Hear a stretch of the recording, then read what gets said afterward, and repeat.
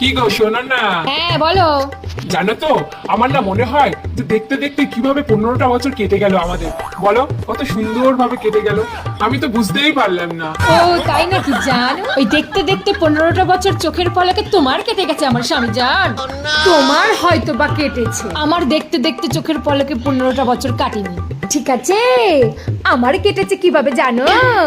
ওই তোমার পছন্দ 100 পদের সবার পছন্দের রান্না করতে করতে কেটেছে। বাথরুমের প্রত্যেকটা পরিবারের সদস্যদের কাপড় ধুতে ধুতে, বাঁদরের মতন সংসারে খাটতে খাটতে, এবং তারপরে তোমার মা বাবা 14 গোষ্ঠীর ভাই দাদা বৌদি আত্মীয় স্বজন পাড়া প্রতিবেশী থেকে শুরু করে সবার, ঠিক আছে সবার, ওটা শুনতে শুনতে না আমার এই 15টা বছর গেছে। দেখতে দেখতে যায়নি গো স্বামী জান, তোমার হয়তো বা দেখতে দেখতে কেটে গেছে। আরে ছাড়ো এসব কথা, তুমি আমার কোথা থেকে কোথায় ও মা, কোথা থেকে কোথায় নিয়ে গেলাম মানে?